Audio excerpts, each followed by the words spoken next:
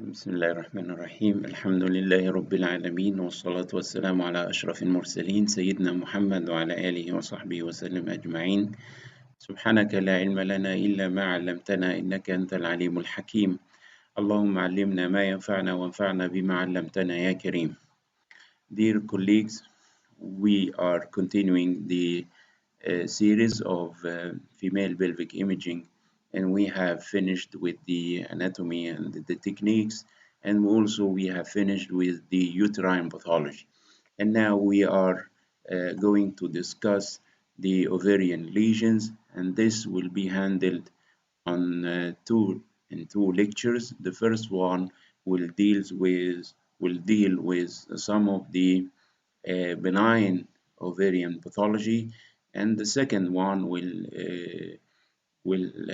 deal with the malignant ovarian lesions, fallopian tube pathology, and finally the vaginal pathology.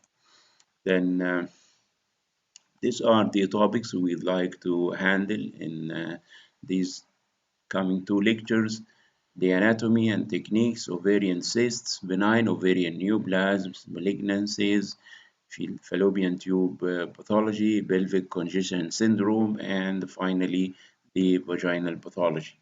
The ovarian cysts are too many, and we are going to discuss the functional cysts, the simple ovarian cysts, the corpus luteum cysts, para-ovarian cysts, hemorrhagic, and endometriotic cysts, thick lutein cysts, and polycystic ovary syndrome.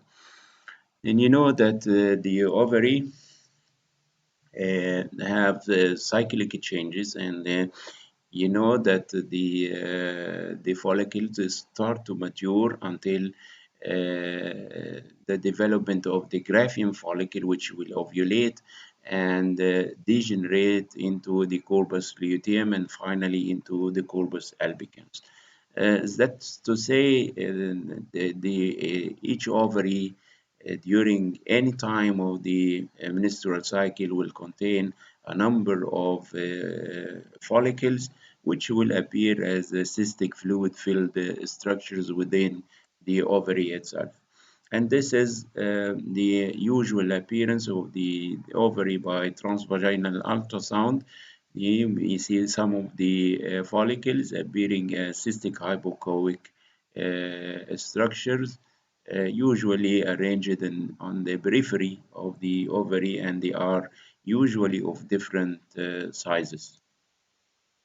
Then the regular size of the ovary is about 3 to 5 centimeter in length, 1.5 to 3 centimeter in width, and about 1 centimeter in thickness.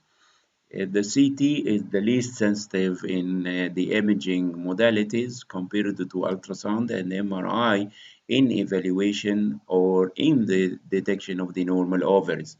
And this is an example. This is the left ovary and this is the right ovary. And you may need to, of course, opacify the bowel by oral contrast media. And many times you need to inject the contrast material so that you will be able to see the normal ovaries. But the transvaginal ultrasound is a good modality for evaluation of the ovaries and also MRI. The ovaries are identified better in the T2 weighted image by the detection of these cystic hyperintense follicles within the ovary, and usually it is difficult to see the ovary in the T1 weighted image, but it is easy in the T2 weighted image guided by the ovarian follicles.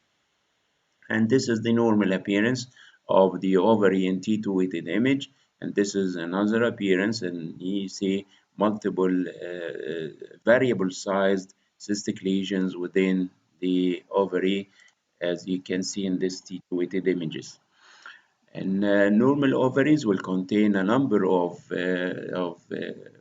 follicles or functional ovarian cysts, and these cysts are usually of different sizes. And the largest one is known as the leading follicle, which will after some time will ovulate, and the rest of the cysts will degenerate and the new cysts will appear.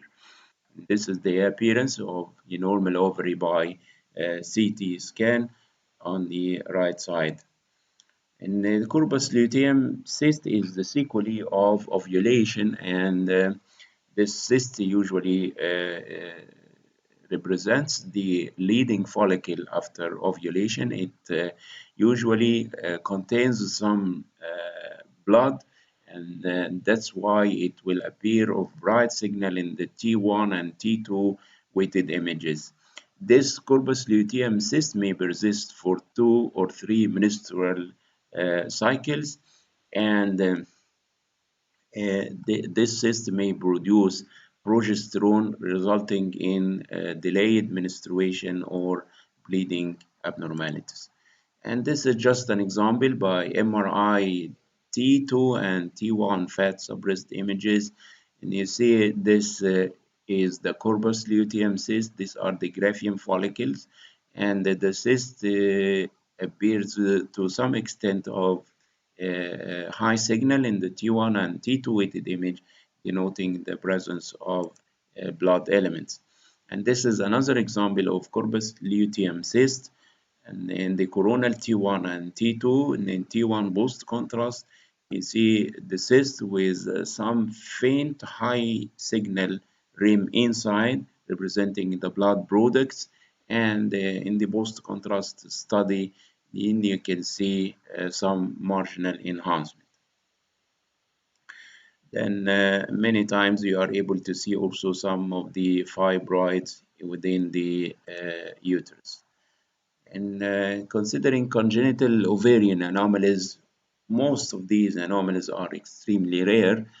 Considering unilateral agenesis of the ovary or supernumerary ovary, and the congenital abnormalities of the fallopian tube are also extremely rare. Then what about the physiologic ovarian cyst or the functional ovarian cyst, which means that the one of the cysts that will grow to ovulate later on, and this functional cyst do not usually exceed the size of 5 centimeter. It is usually in the range of 2 to 3 centimeter, but some of the functional cysts may grow up to 10 centimeters, and these cysts will regress spontaneously, and they may require 2 or 3 months to reach the full regression. And simple ovarian cyst is like a cyst anywhere in the body. It has 7 criteria, and these criteria are 3 positive and 4 negative criteria. Number 1 is a sharply defined margin, paper thin wall, clear water content, and there is no internal septation, mural calcification, enhancement, or mural nodules. And this is an example of a simple ovarian cyst showing clear water density, paper thin wall, sharp, well-defined margin, and clear water content. Then whenever you are able to see the ovaries, and there is a simple cyst which is separate from the ovaries, and you can call this a ovarian cyst. And this is a well-known lesion in the clinical practice, and it should not be mistaken for any other pathology. I can show one of these lesions. This is the left ovary and this is the right ovary by CT, and there is a big cyst in the pelvis, and this is a para-ovarian cyst. Then a para-ovarian cyst may be mistaken for ovarian cyst adenoma, or what's known as eccentric ovarian cyst or retroperitoneal cyst or hydrosalpinx. But you know, the tubal appearance of the dilated fallopian tube can be easily differentiated from these para-ovarian cysts, as I will show to you. And some of the ovarian cysts contain hemorrhage, and this will appear on the MRI and T1 weighted images of bright signal, and also on T2 weighted images of bright signal.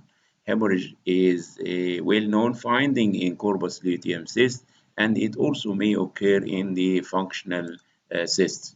Then The hemorrhagic cyst, if it is larger than 5 centimeter in diameter in the premenopausal woman, you should follow this cyst by ultrasound or by, um, it's better by ultrasound. And the cyst of any size that is hemorrhagic in the post-menopausal woman should be followed up, and cyst in the late menopausal patient which is hemorrhagic should be surgically removed. Then if you look to the MRI T1 weighted image and you see this margin of right signal which represents blood, and then the T2 weighted image, the margin is relatively darker, and this means that you are dealing with early subacute blood or what we call intracellular methemoglobin.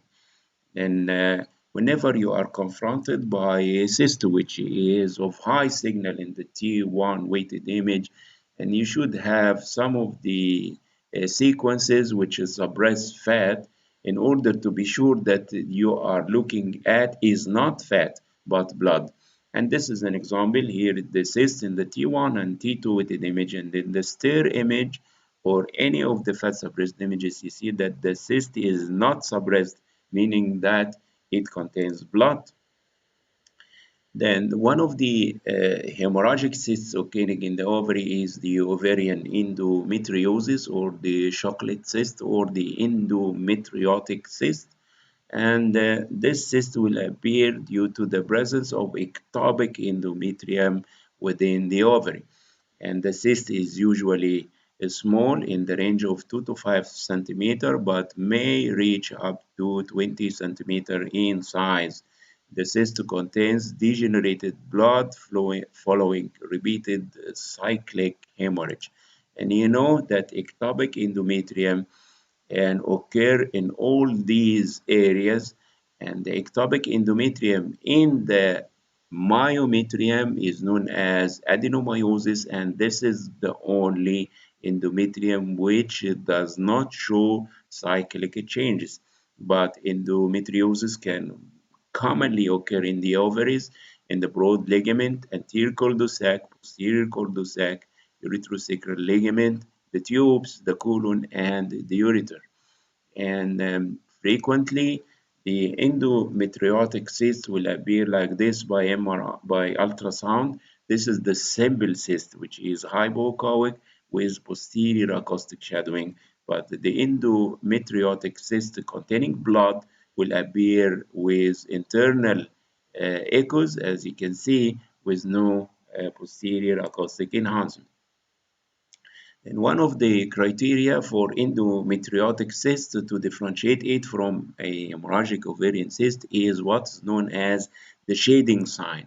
And the shading sign means that in the T2 weighted image, the cyst will lose its brightness in the T2 weighted image compared to the hemorrhagic cyst. Hemorrhagic cyst will appear bright in the T1 and bright in the T2, but the endometriotic cyst will appear bright in the T1 but less bright in the T2.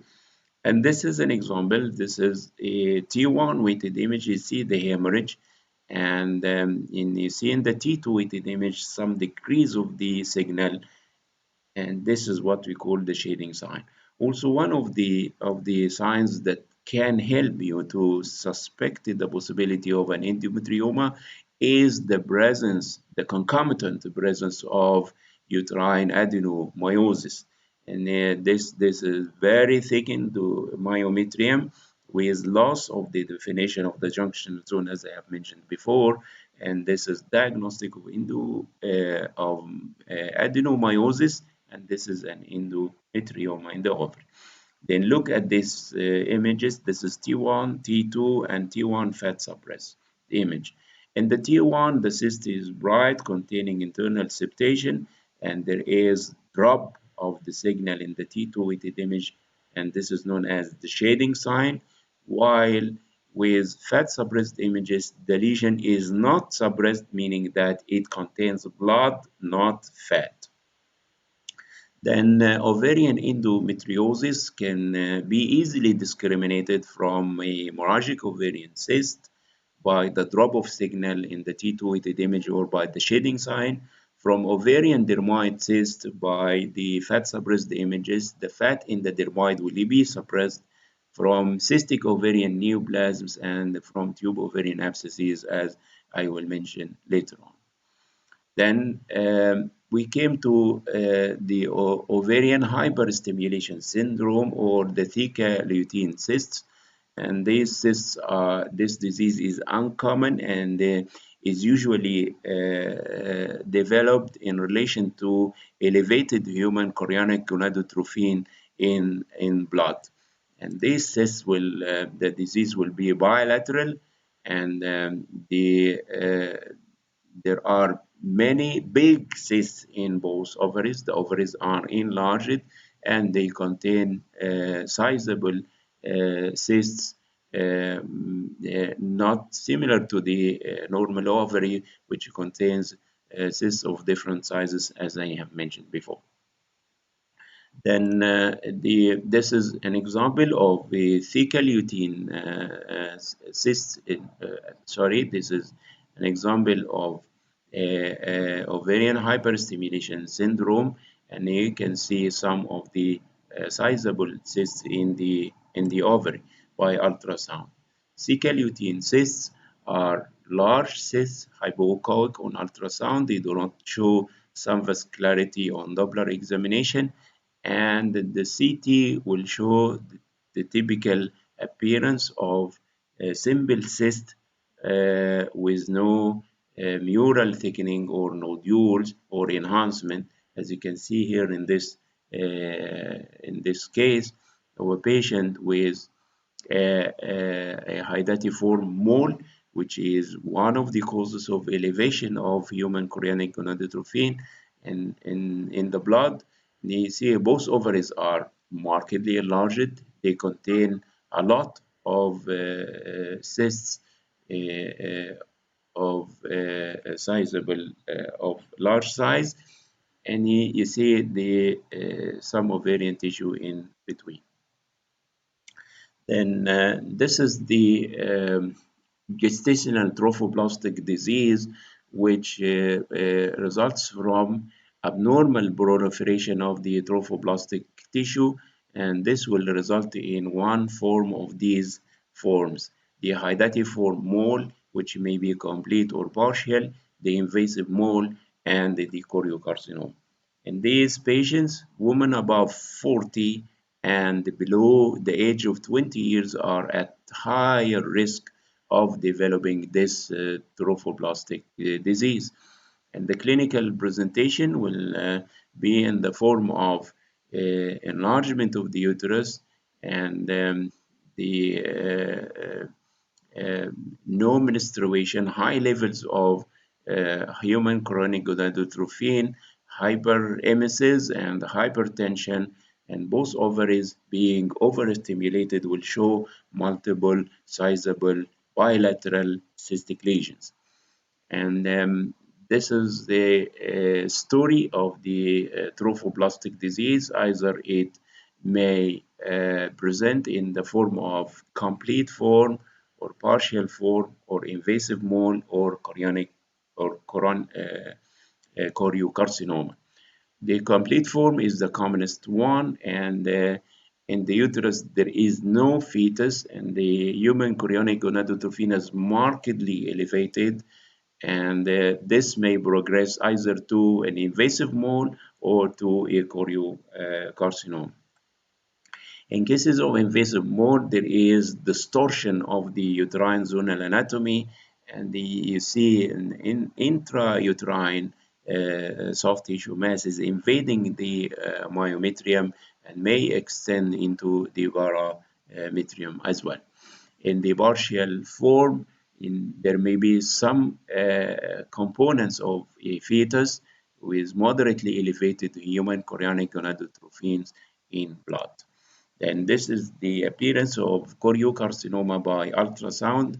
This malignancy is considered very rare, and this is the incidence of this malignancy. And diagnosis is usually performed when you can elicit the abnormal, very high increase of the human chorionic gonadotropins in the blood.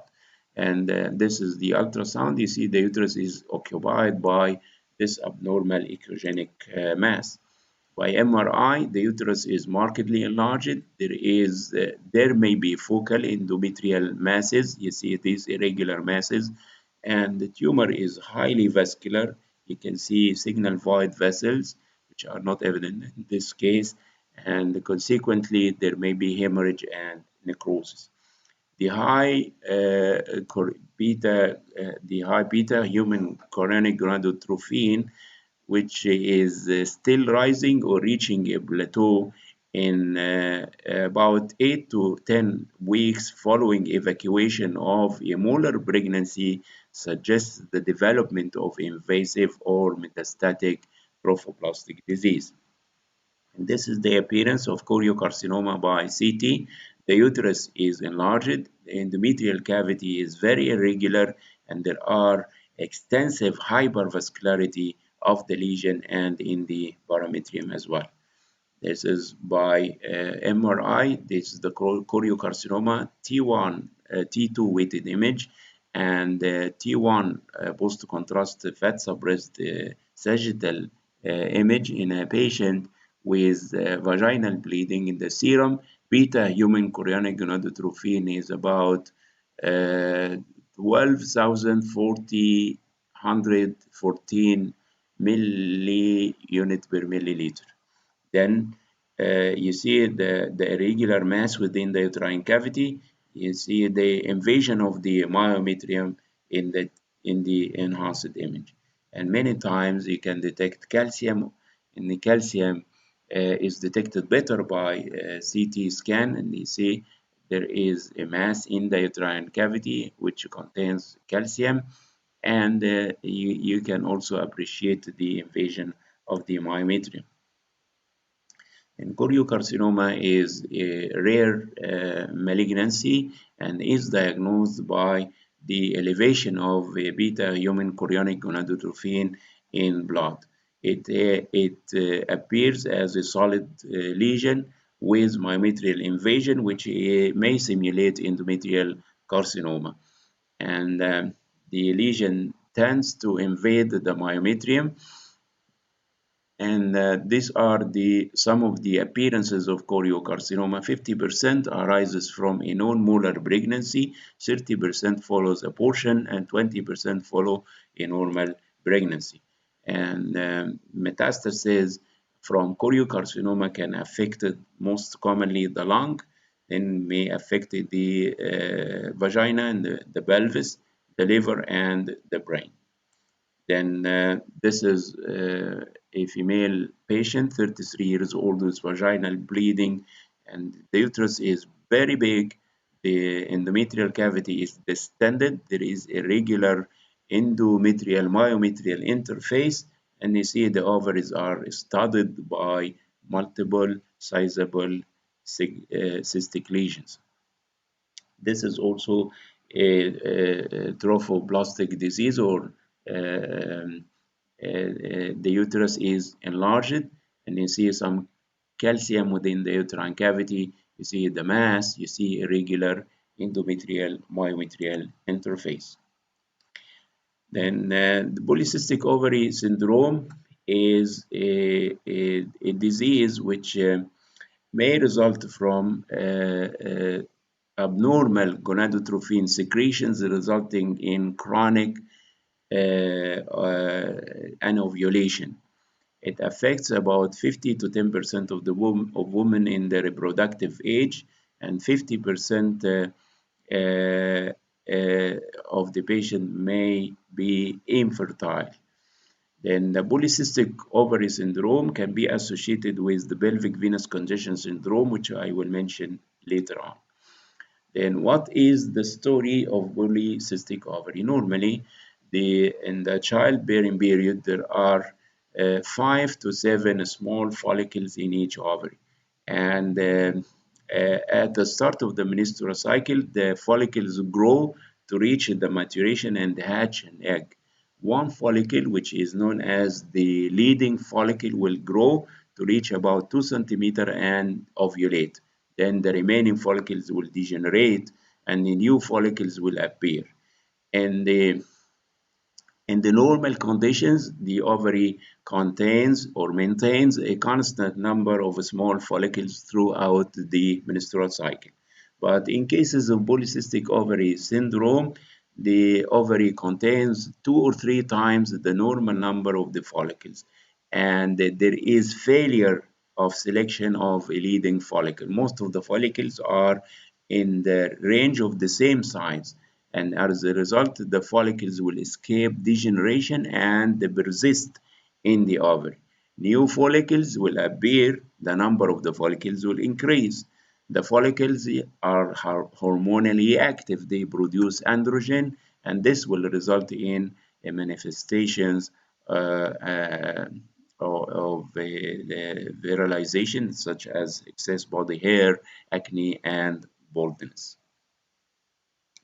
Then, if you look for the patient, and you can see abnormal hair, you can see some of the acne nodules, and there is, of course, some changes in the menstrual cycle. Most of the women will have a period every 2 to 3 months. 20% will have no period at all, and 15% may have apparently regular cycles. In the ultrasound, you can see that the ovary is enlarged and it is studied by many cystic lesions that are almost of the same size. An increased risk of endometrial cancer in patients with polycystic ovary syndrome younger than 40 years is known in literature. Then the polycystic ovary syndrome is also known as, or known in this syndrome, which is called the Stein-Leventhal syndrome, which is a combination of amenorrhea, hirsutism, and obesity. In the imaging finding, you can see the ovaries are bilaterally enlarged, and there are abnormally high number of the follicles, and the follicles are found in the periphery of the of the ovary, with no dominant ovary, no dominant follicle in the C. The follicles are arranged along the peripheral part of the ovary, and they are almost of the same size. Then the stroma, or the tissue of the ovary itself in between the follicles, will appear sclerotic of low signal in the T1 and T2 weighted images, and also the capsule of the ovary is thick and sclerotic as well. Then this is the appearance of the polycystic ovary, and this is the appearance of the normal ovary. And here you see the central stroma is dark, and the peripheral capsule is also dark. And this is how to differentiate between polycystic ovary and the normal multifollicular ovaries. In the normal ovaries, the cysts are fewer. They are of different sizes, in small and large and medium-sized follicles. Lack of stromal hypertrophy, the follicles are distributed throughout the ovary, and the follicles regress spontaneously. These follicles do not regress. Then we came to the benign ovarian neoplasms, and there are a lot of these lesions. We have the cystic teratoma, which represents a major part of these neoplasms, serous cystadenoma, mucinous cystadenoma, stromal tumors, and Brunner tumor. Starting first by the most common, which is the benign teratoma or mature cystic teratoma. And this is a very common, or the most common ovarian neoplasm in patients under 45 years of age, and 70% of the tumor will be seen in the age below 19 years old. Then this is trauma ovariae is one of the teratomas that contains purely thyroid tissue, as I will mention later on. Ovarian cyst is diagnosed by the presence of three elements on imaging. Number one, fat. Number two, calcium. Number three, fluid. Calcium can be seen in the plain film, and you remember that fibroid will appear as a calcified mass in the female pelvis, but the calcium in the dermoid will appear like a tooth or something like this in the pelvis. Then you suspect that you are dealing with an ovarian dermoid cyst. But on ultrasound, CT or MRI, you will see the three elements. You see fat and you see calcium and you see the fluid as well. And this is an ovarian cyst, dermoid ovarian cyst. You see fat, which is more dark than fluid, and you see some other tissues within the dermoid cyst. And if you look carefully, you can see foci of calcium as well. On MRI, the the fat will appear bright in the T1 weighted images and somewhat also bright in the T2 weighted images, but in the fat suppressed images, the fat will be dark. And this image is very important to discriminate between hemorrhagic ovarian cyst or ovarian endometrioma and ovarian dermoid cyst. Then if you have the CT scan and you see the three components, the calcium and the fat, this very dark rim, and the fluid. And you know that these lesions are usually unilateral, but 10% of the ovarian dermoids are bilateral. And many times they are unilocular, but sometimes they are multilocular with internal septations. And this is the case of bilateral ovarian dermoid cysts, and you see this is the left one and this is the right one. In the coronal image, it is easy to identify the calcium component and the fat, and also here you can see the calcium component and the fat as well. And this is MRI T1 weighted image and T2 weighted image and T1 fat suppressed image. You see a brightness of the fat in the T1 and T2, but there is suppression of the fat in the fat suppressed image, diagnostic of the fat content. And this is an ovarian dermoid cyst, which is seen on the right side, containing the calcium component and the fat component. Most of the dermoid cysts are asymptomatic and they tend to grow slowly, but they may rupture, they may lead to ovarian torsion, they may undergo malignant degeneration sometimes. And this is an example of an ovarian dermoid cyst containing the three elements, the fluid and the fat and the calcium as well. In the ovarian dermoid cyst should be differentiated from hemorrhagic ovarian cyst by the fat suppression. The hemorrhagic cyst will not suppressed in the fat suppressed images. It should be also differentiated from ovarian liposarcoma, which is very rare, or immature teratoma, which is considered extremely rare. Then this is T1 weighted image, T2 weighted image, and T1 fat suppressed image.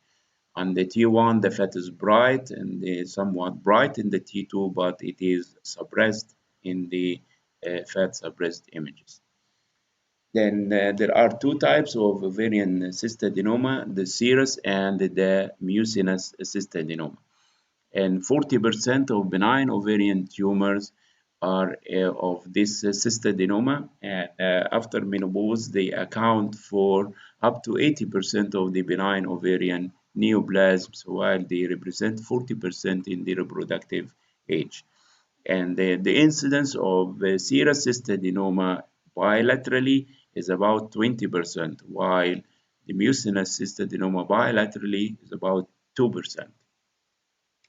Then serous cystadenoma is characterized by a huge unilocular cyst. And you see very big cyst, which is not discriminated from the simple ovarian cyst. It has the most of the criteria of the simple ovarian cyst, and many times you can diagnose this as huge simple ovarian cyst. But I feel that if you see a very big lesion, which is unilocular, occupying most of the abdominal cavity, you may suspect the possibility of serous cystadenoma rather than simple ovarian cyst.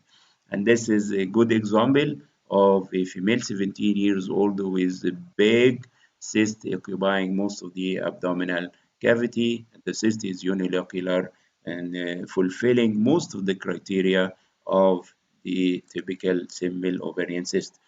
This is the serous cystadenoma of the ovary, sizable cyst with paper thin wall, clear water content, no internal septations. The cystadenoma, the mucinous cystadenoma, is characteristically multilocular, and this cyst is also of the large size. It can be small or can be large, but the cyst to be differentiated from serous cystadenoma, this cyst contains internal septations and may sometimes contain calcific foci, but if you see mural nodules or masses, and this will turn this cystadenoma into the malignant component, which is a mucinous cystadenocarcinoma. Then you remember that the mucinous benign ovarian cystadenoma is a sizable lesion, is a cystic lesion containing internal septations with no evidence of mural nodules or masses. And this is a big cystic lesion in the abdomen showing some internal septations diagnostic of mucinous cystadenoma. And by MRI, the lesion will contain fluid. The fluid will appear dark in the T1, bright in the T2 weighted image. You can see the septations in the T2 weighted image. Of course, in the fat suppressed images, you will not see any appreciable changes compared to the T1 weighted images. And this is a mucinous ovarian cystadenoma showing the classic criteria. The cyst is big, there are multiple internal septations, and one of the criteria of mucinous cystadenoma by MRI is that you may see some difference of signal between the cyst components of the lesion. Like this here, you see this cyst is somewhat bright compared to the adjacent one. And this is, of course, due to the difference in the contents of this very big tumor. هذا وبالله التوفيق والحمد لله رب العالمين. Thank you very much.